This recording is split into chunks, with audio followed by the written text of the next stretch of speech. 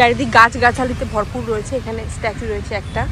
লোকেশনটা কিন্তু দারুণ, খুব সুন্দর। এখানে পাহাড় আর সমুদ্র মিশেছে, সেরকম একটা লোকেশনে এই পার্কটা করেছে। লাইট হাউস এর ওপরে উঠে আমাদের ভিউটা দেখতে হবে। এখান থেকেই মানে ডলফিন নোজটা দেখা যায়।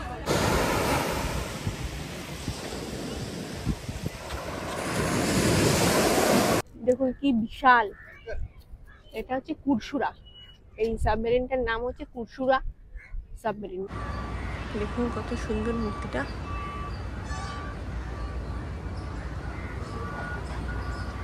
চার্চের ঠিক পাশে এই হলো ঋষিকন্যা বিচ। দেখুন পাহাড় আর সমুদ্র একসাথে, একটা অন্যরকম একটা হিস্টোরিক্যাল ফিলিং আসছে।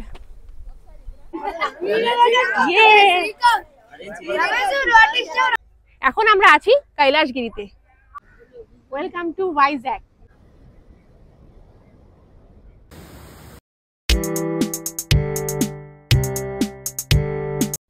বিশাখাপত্তনম বা ভাইজ্যাক হলো ভারতের অন্ধ্রপ্রদেশ রাজ্যের রাজধানী। এটি অন্ধ্রপ্রদেশের সর্বাধিক জনবহুল ও বৃহত্তম শহর। শহরটি পূর্বঘাট ও বঙ্গোপসাগরের উপকূলের মাঝে অবস্থিত। যদি পাহাড় আর সমুদ্র একসাথে দেখতে চান তাহলে এই বন্দর শহরে আপনাদের অবশ্যই আসতে হবে। এই ভাইজ্যাকেই আপনি দেখতে পাবেন নীল সমুদ্রের আঁচড়ে পড়া ঢেউ, আর অপরদিকে থাকবে সবুজে ঢাকা পাহাড় আকাশের বুকে দাঁড়িয়ে আছে। একদিকে পূর্বঘাট পাহাড়ি অঞ্চল আর অন্যদিকে বঙ্গোপসাগরের নীল জলরাশি। এই ভিডিও থেকেই জানতে পারবেন কলকাতা থেকে ভাইজ্যাক পৌঁছাবেন কিভাবে, কোথায় থাকবেন, কোথায় কোথায় ঘুরবেন, কি কি দেখবেন, সব সাইট সিনগুলির প্রবেশ মূল্য কত, তার A to Z তথ্য। আমরা কিন্তু ভাইজ্যাক থেকে আরাকু ভ্যালিও ঘুরতে গেছিলাম, তবে আরাকু সম্পর্কিত সমস্ত ডিটেলস কিন্তু এই ভিডিওতে থাকছে না। আরাকু সাইট সিন, কিভাবে কাচের ট্রেনে করে আপনারা আরাকু যাবেন, কোথায় কোথায় ঘুরবেন, তার একটি ডিটেলস ভিডিও আমি আলাদা করে শেয়ার করব। তার থেকে আপনারা আরাকু ভ্যালি ঘোরার সম্পূর্ণ ডিটেলস পেয়ে যাবেন। আর যারা আমার চ্যানেলে নতুন তারা আমার চ্যানেলটিকে একটুখানি সাবস্ক্রাইব করে আমাকে সাপোর্ট করুন, যাতে আমার আপকামিং সমস্ত ভিডিও নোটিফিকেশন আপনাদের কাছে সহজেই পৌঁছে যায়। ভাইজ্যাক সম্পূর্ণ ঘুরতে গেলে কিন্তু হাতে 3 রাত আর 4 দিন আপনাকে অবশ্যই রাখতে হবে। 3 দিন ভাইজ্যাক ঘুরতে আর 1 দিন আরাকু ভ্যালি ঘুরতে। এর থেকে কম দিনে যদি আপনাদের ভাইজ্যাক ঘুরতে হয় তাহলে কিছু না কিছু জায়গা আপনাদের মিস হবেই হবে। তাই ভাইজ্যাক ঘুরতে গেলে অবশ্যই আপনাকে হাতে টাইম নিয়ে আসতে হবে। এবার চলুন আমাদের ভাইজ্যাক ভ্রমণের ট্যুর প্ল্যানটা আপনাদের সাথে শেয়ার করুন। কলকাতা থেকে ভাইজ্যাক যাবেন কিভাবে? দিনটি ছিল 21 জানুয়ারি 2025। আমাদের সাঁতরাগাছি থেকে ট্রেন ছিল বিশাখাপত্তনমের উদ্দেশ্যে। 22807 MAS সুপারফাস্ট এক্সপ্রেস, যেটি সাঁতরাগাছি থেকে 5:55 ছেড়ে বিশাখাপত্তনম পৌঁছায় সকাল 7টা। এই গাড়ি করে আমরা এই বন্দর নগরীতে পৌঁছে গিয়েছিলাম। কলকাতা থেকে যে সমস্ত ট্রেন বিশাখাপত্তনমের উদ্দেশ্যে যায় তার মধ্যে 12663 Howrah TPJ superfast express, 12841 Coromandel express, 22807 মাস সুপারফাস্ট AC এক্সপ্রেস এবং 22817 হাওড়া মাইসোর এক্সপ্রেস। এই 4টি ট্রেনের মধ্যে যে কোনো একটি ট্রেন ধরে আপনারা বিশাখাপত্তনম পৌঁছে যেতে পারেন। এই সমস্ত ট্রেনগুলো ছাড়াও হাওড়া, শালিমার বা সাঁতরাগাছি থেকে আরও বেশ কয়েকটি ট্রেন রয়েছে যেগুলি আপনাকে বিশাখাপত্তনম পৌঁছে দেবে। তবে সবসময় চেষ্টা করবেন রাতের ট্রেন ধরে আপনারা পরের দিন যাতে ভোর 5টা থেকে 7টার মধ্যে বিশাখাপত্তনম পৌঁছে যেতে পারেন এবং ওই দিনটিও আপনাদের সাইট সিনের জন্য ইনক্লুড করতে পারেন। স্টেশনে পৌঁছে বাইরে দেখতে পাবেন একটি অটো স্ট্যান্ড রয়েছে, সেখান থেকে আপনারা অটো নিয়ে আপনাদের বুক করা হোটেলে পৌঁছে যেতে পারেন। এবার আসি থাকবেন কোথায়। সবসময় চেষ্টা করবেন আরকে বিচের সামনে হোটেল নেওয়ার, কারণ সেখান থেকে লোকাল সাইটসিনগুলি আপনারা পায়ে হেঁটেই কভার করে নিতে পারবেন।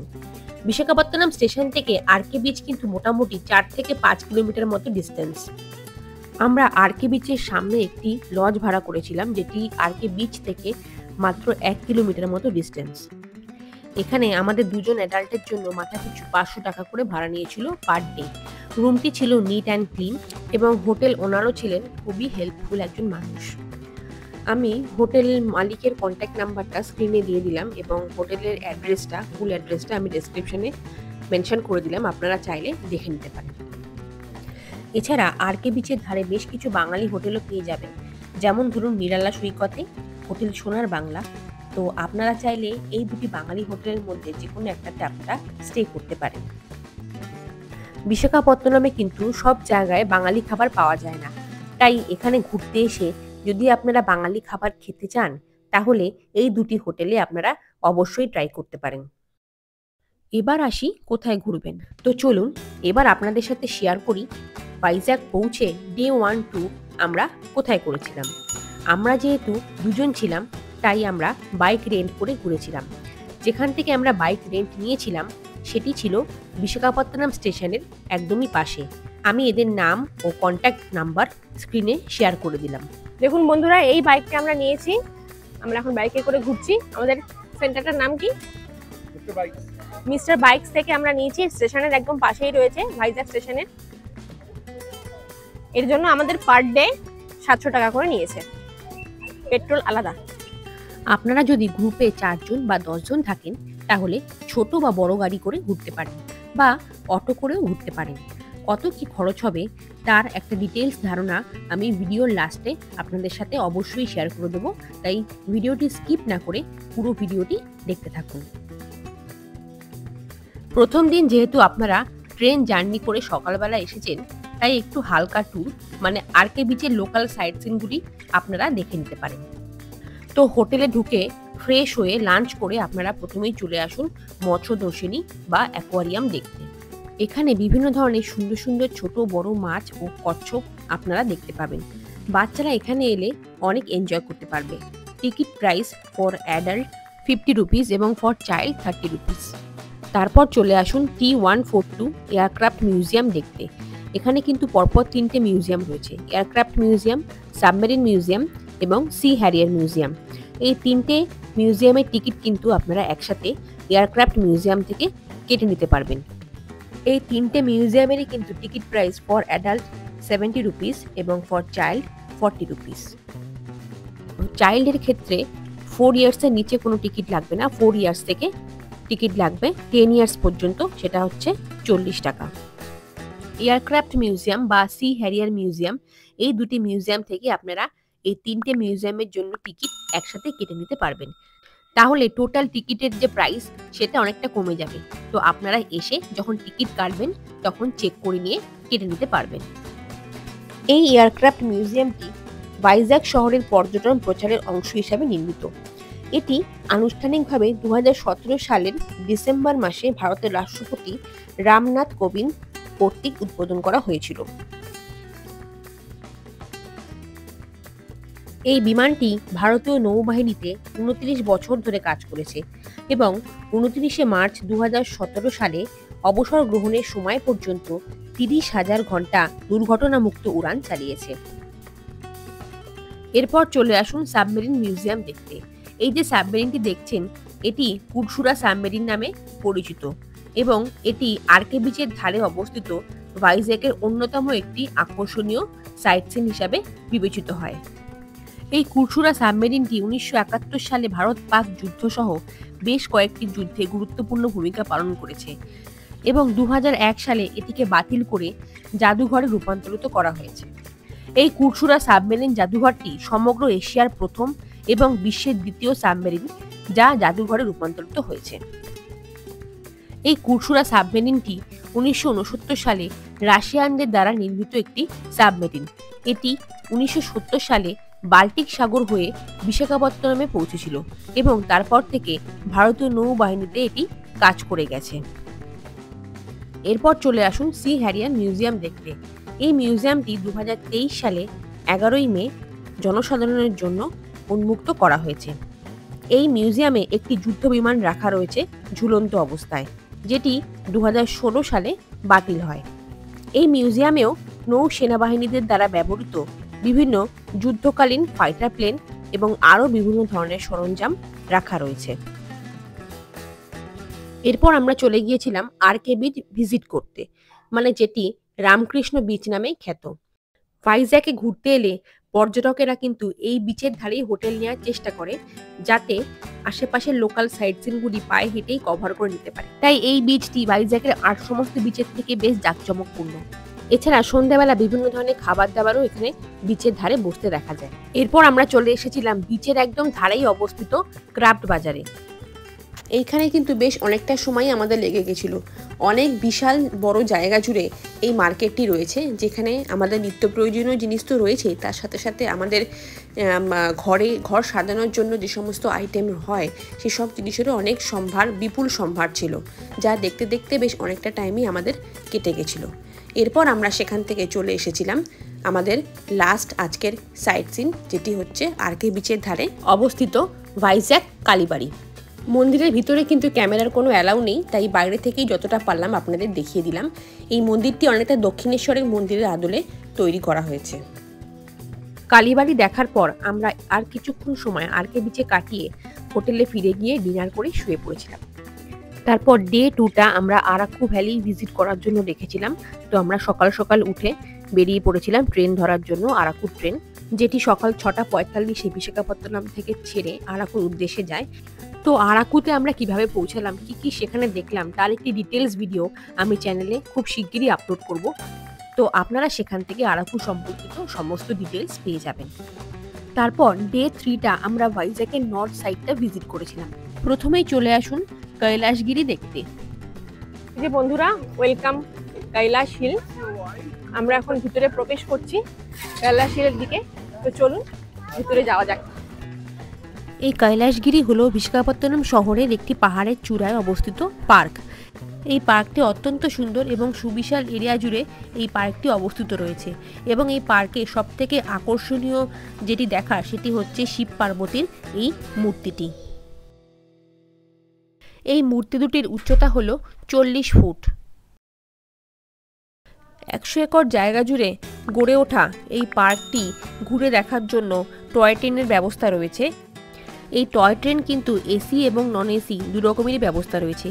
এসিতে অ্যাডাল্টের জন্য ভাড়া হচ্ছে 170 টাকা এবং চাইল্ডদের জন্য 4 থেকে 8 বছরের যদি চাইল্ড হয় তাদের জন্য ভাড়া হচ্ছে 120 টাকা। আর নন এসিতে অ্যাডাল্টদের ভাড়া হচ্ছে 120 টাকা এবং চাইল্ডদের জন্য মানে 4 থেকে 8 বছরের চাইল্ডদের জন্য হচ্ছে 100 টাকা। এছাড়া পাহাড়ের ওপর থেকে রোপওয়ের ব্যবস্থা রয়েছে। এই রোপওয়েতে উঠলে আপনারা ভাইজ্যাক শহরের একটা খুব সুন্দর একটা ভিউ পাবেন এবং তার সাথে সমুদ্রেরও একটা ভিউ পাবেন, সি বিচ দেখতে পাবেন। এই রোপওয়ের মাধ্যমে যদি আপনারা রাউন্ড ট্রিপ করেন তাহলে ফর অ্যাডাল্ট 150 রুপিস এবং ফর চাইল্ড 80 রুপিস করে ফেয়ার রয়েছে। 4 বছরের নিচে বাচ্চাদের কোনো ফেয়ার লাগবে না। এই কৈলাসগিরি পাহাড়ের ওপরে একটি ভিউ পয়েন্ট রয়েছে, যেখান থেকে নিচে সমুদ্রের একটি দারুণ ভিউ পাওয়া যায়। এছাড়াও জিপ সাইক্লিং এবং আরও বিভিন্ন ধরনের অ্যাডভেঞ্চার অ্যাক্টিভিটিরও ব্যবস্থা রয়েছে এই কৈলাসগিরি পাহাড়ে। এরপর আমরা চলে গিয়েছিলাম ভাইজ্যাক জু দেখতে। এখানে বেশ কিছুটা টাইম আমরা কাটিয়েছিলাম। সাথে মেয়ে রয়েছে ছোট, তাই এই চিড়িয়াখানা দেখতে ওর খুবই ভালো লাগছিল। তাই অনেকক্ষণ টাইম আমরা এখানে কাটিয়ে আমরা চলে গিয়েছিলাম আমাদের নেক্সট ডেস্টিনেশনে। এরপর আমরা চলে এসেছিলাম রামানাইডু ফিল্ম স্টুডিও দেখতে। এখানকার entry fee for adult 60 rupees এবং ফর চাইল্ড 30 রুপিস। এই স্টুডিওটি 33 একর জমির মধ্যে 10 একর জমিতে তৈরি। এটি ভারতের একটি বড় ফিল্ম প্রযোজনা কেন্দ্র। এই ফিল্ম স্টুডিওতে অভিনয়, পরিচালনা, সিনেমাটোগ্রাফি এবং স্ক্রিপ্ট রাইটিংয়ের মতো বিষয়ে কোর্স করানো হয়। এছাড়া বেশ কিছু সিনেমা বা সিরিয়ালের শুটিংও এখানে হয়ে থাকে। এখানে যে সমস্ত বাড়িঘরগুলো দেখছেন এগুলি সবই শুটিংয়ের জন্য ব্যবহৃত হয়। এটি দেখুন একটি মাল্টি স্পেশালিটি হসপিটাল। এখানে হসপিটালের জন্য বিভিন্ন সরঞ্জাম যেমন স্ট্রেচার ধরুন আরও অন্যান্য কিছু সব এগুলো যে রয়েছে এগুলো সবই নকল, মানে সাজানো। আর তাছাড়া একটি নকল পুলিশ স্টেশনও রয়েছে, যেখানে কারাগার মানে জেল করা রয়েছে। পুলিশ স্টেশনে অফিসারের বসার জায়গা সমস্ত কিছুই রয়েছে। এগুলো সবই কিন্তু নকল এবং সিরিয়াল বা সিনেমার জন্য ব্যবহৃত হয়। বাংলা সিনেমার সাথী ছবির কথা নিশ্চয়ই সবার মনে আছে। এই সাথী ছবির শুটিংও কিন্তু এই ফিল্ম স্টুডিওতে হয়েছিল। আমরা যখন গিয়েছিলাম একটি ছবির শুটিংও চলছিল ওখানে, সাউথ ইন্ডিয়ান ফিল্ম হবে। তো দেখুন এখানে সেরকমই একটা শুটিং চলছে। দেখুন এটি একটি নকল মন্দির, এই মন্দিরে কোনো বিগ্রহ নেই, এটি সিনেমা বা সিরিয়ালের শুটিংয়ের জন্য এটা ব্যবহার করা হয়। এই স্টুডিওটিও যেহেতু পাহাড়ের ওপর অবস্থিত, তাই এখান থেকেও সমুদ্রের একটি খুব সুন্দর ভিউ পাওয়া যায়। এই হলো ঋষিকন্যা বিচ, দেখুন পাহাড় আর সমুদ্র একসাথে। এরপর চলে এলাম আমরা ঋষিকন্যা বিচে। এই ঋষিকন্যা বিচই হলো ভাইজ্যাগের একটি মাত্র বিচ যেখানে একমাত্র স্নান করার পারমিশন রয়েছে। এছাড়া এই বিচে বিভিন্ন ধরনের ওয়াটার রাইডস, এছাড়া হর্স রাইড এবং প্যারাগ্লাইডিং এরও ব্যবস্থা রয়েছে।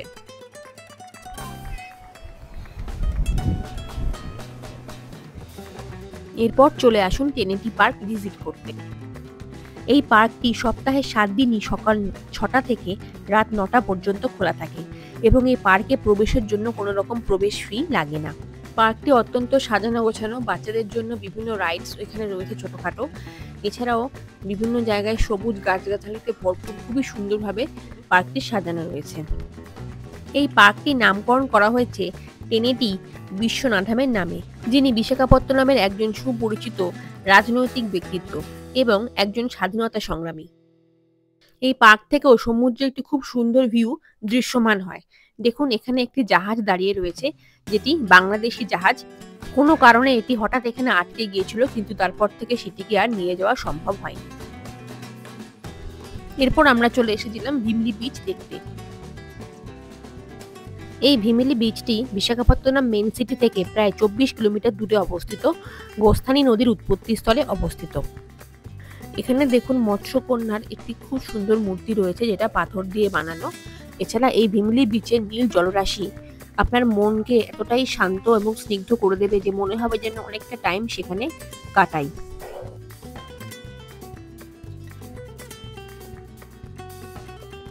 এরপর আমরা চলে এসেছিলাম থোতলাকোন্ডা বুদ্ধস্তূপ দেখতে। এটি বিশাখাপত্তনম থেকে প্রায় 15 কিলোমিটার দূরে ভীমনিপত্তমের কাছে একটি পাহাড়ে অবস্থিত। পাহাড়টি সমুদ্রপৃষ্ঠ থেকে প্রায় 128 মিটার উঁচুতে অবস্থিত এবং এখান থেকে সমুদ্রের একটি ভিউ পাওয়া যায়। নৌঘাটি স্থাপনের জন্য ভারতীয় নৌবাহিনীর আকাশপথে জমি পেয়ে সময় থোতলাকোন্ডার কথা উঠে আসে এবং 1988 থেকে 1993 সালের মধ্যে অন্ধ্রপ্রদেশ রাজ্য প্রত্নতত্ত্ব বিভাগ কর্তৃক বড় ধরনের খনন কাজ এখানে করা হয় এবং এই খনন কাজ থেকেই 2000 বছরেরও বেশি পুরনো এই হীনায়ন বুদ্ধ কমপ্লেক্সের অস্তিত্ব প্রমাণিত হয়। এই কমপ্লেক্সের দক্ষিণে একটি পুকুর রয়েছে যা মঠের বাসিন্দাদের জন্য জলের উৎস হিসাবে কাজ করত। এই খনন কার্যের মাধ্যমে কিন্তু অনেক কিছুই উঠে আসে, যেমন ধরুন রৌপ্য মুদ্রা, রোমান রৌপ্য মুদ্রা, এছাড়া পোড়ামাটির টাইলস, স্টুকোর অলংকারের টুকরো, ভাস্কর্যযুক্ত প্যানেল, পাথুরে তৈরি ক্ষুদ্র স্তূপের মডেল, এছাড়া বুদ্ধের পায়ের ছাপও পাওয়া যায়। এরপর আমরা চলে এসেছিলাম থোতলাকোন্ডা বুদ্ধিস্ট মোনাস্ট্রি, যেটা দেখলাম তার ঠিক অপোজিটেই রয়েছে থোতলাকোন্ডা সি বিচ, সেটা দেখতে। এছাড়া এই থোতলাকোন্ডা বিচ থেকে যদি আপনারা ভাইজ্যাগ শহরের দিকে এগিয়ে যান তাহলে বাহাতে দেখতে পাবেন একটি বিচ রয়েছে, সেটি হচ্ছে রামাদ্রি বিচ এবং এই বিচেই রয়েছে ন্যাচারাল আর্চ। সমুদ্রের ঢেউয়ের অনবরত ছুটে আসা এবং তার সাথে বাতাসের সংমিশ্রণে এখানকার যে ছোট ছোট পাহাড় বা টিলা মতো রয়েছে তার একটি বিশাল অংশ, বিরাট অংশ ক্ষয়ে গিয়ে এরকম ধরনের একটি ন্যাচারাল আর্চের সৃষ্টি হয়েছে। এরপর বেশ কিছুটা টাইম আমরা এই রামাদ্রি বিচে কাটালাম। তাছাড়া সন্ধ্যেও হয়ে এসেছিল, হাতে বেশি সময় ছিল না। সন্ধেবেলাটা বিচের ধারে বসে ফুরফুরে হাওয়া খেতে কিন্তু ওই দিন মন্দ লাগছিল না। নেক্সট ডে ছিল আমাদের ভাইজ্যাগের লাস্ট দিন, তাই আমরা সেদিনকে ভাইজ্যাগের সাউথের দিকটা ঘুরেছিলাম। সীমাচলম টেম্পল, এটা হচ্ছে মেন এন্ট্রি গেট, এটা হচ্ছে মূল মন্দির, এখান দিয়েই প্রবেশ করতে হয়। সব থেকে প্রথমেই আমরা চলে এসেছিলাম সীমাচলম টেম্পল ভিজিট করতে। এই মন্দিরটি সমুদ্রপৃষ্ঠ থেকে প্রায় 300 মিটার উঁচুতে অবস্থিত একটি পাহাড়ের উপরে রয়েছে। এই মন্দিরে ভগবান বিষ্ণু নরসিংহ রূপে পূজিত হন। মন্দির খোলার টাইম হলো সকাল 7টা এবং মন্দির বন্ধ হয় রাত 9টার সময়। এই মন্দিরে ভগবানের বিগ্রহকে আপনারা 3 রকমভাবে দর্শন করতে পারবেন। একটি হলো ফ্রিতে আপনারা দেখতে পারবেন, অপরটি হলো 100 টাকার কুপন কেটে আপনারা মন্দিরে দর্শন করতে পারবেন, কাছাকাছি লাইনটা হবে। আর 300 টাকার যদি আপনারা কুপন কাটেন তাহলে সেক্ষেত্রে একদম সামনে থেকে বিগ্রহ দর্শন করতে পারবেন। এরপর চলে আসুন বিশাখাপত্তনম ফিশিং হারবার দেখতে। 1976 সালে 26 হেক্টর জায়গা জুড়ে এই ফিশিং হারবারটি গড়ে উঠেছিল। এটি বিশাখাপত্তনম পোর্ট ট্রাস্টের নিয়ন্ত্রণাধীন। শহরের পূর্ব উপকূলে অবস্থিত এই ফিশিং হারবারটি অন্ধ্রপ্রদেশের অন্যতম মাছ ধরার বন্দর হিসেবে বিবেচিত হয়।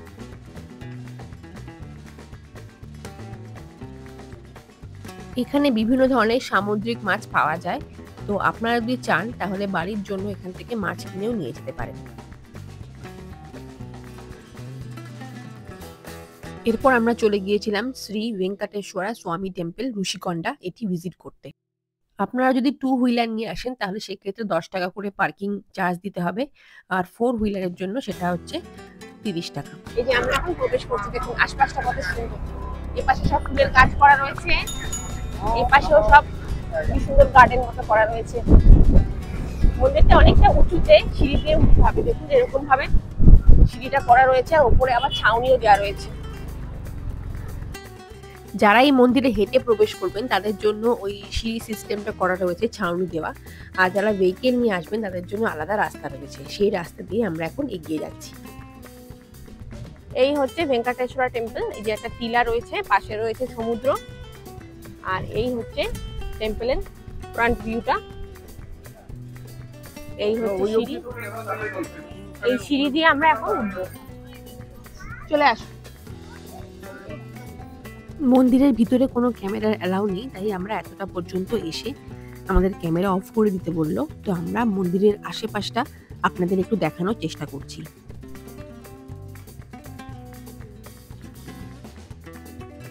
এখন মন্দিরের একদম মাঝখানটা সিঁড়িতে উঠতে কত সুন্দর ফুল, পুরোটা ফুলের গাছ দিয়ে সাজানো, কত সুন্দর সুন্দর ফুল রয়েছে, খুবই সুন্দর লাগলো। ভগবান নারায়ণের মূর্তি রয়েছে, তা আমরা দর্শন করে এলাম। এখন চলুন আমাদের নেক্সট ডেস্টিনেশনে।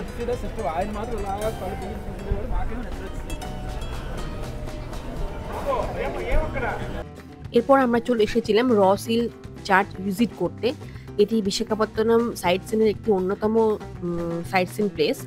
এটি মেন বিশাখাপত্তনম শহর থেকে প্রায় 20 কিলোমিটার দূরে অবস্থিত, এবং এখান থেকে আশেপাশের সমুদ্র একটা খুব সুন্দর ভিউ পাওয়া যায়, এবং তার সাথে বিশাখাপত্তনম পোর্ট মানে বন্দরেরও একটা দারুণ এবং স্পষ্ট ভিউ পাওয়া যায়।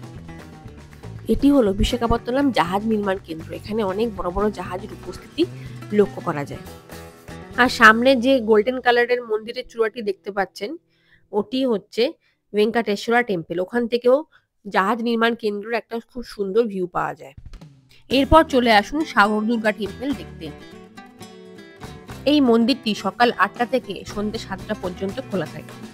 এই সাগর দুর্গা টেম্পলের কাছে একটি ছোট্ট ওয়াচ টাওয়ার রয়েছে, যেখান থেকে খুব সুন্দর একটি সমুদ্রের ভিউ পাওয়া যায়।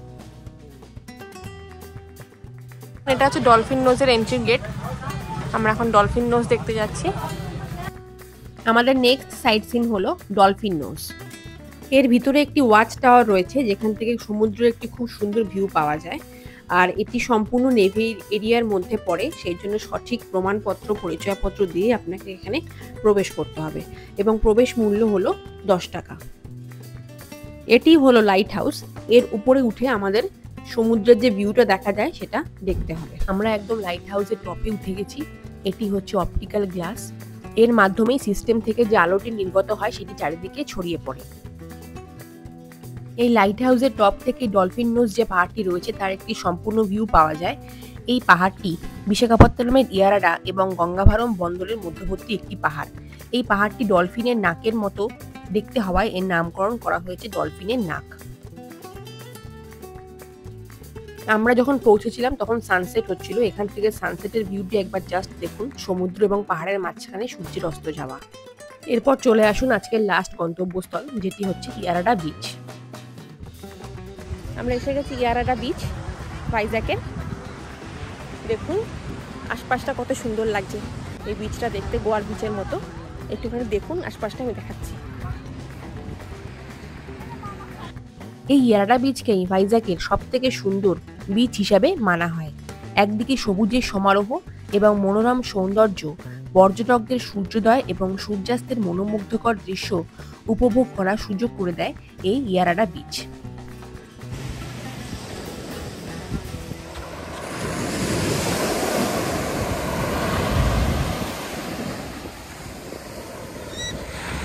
এই ছিল আমাদের ৩ রাত এবং ৪ দিনের ভাইজ্যাকের সফর। এবার চলুন জেনে নিই এই ৩ দিনে 4 হুইলার বা অটোতে ঘুরলে কত টাকা খরচ হতে পারে।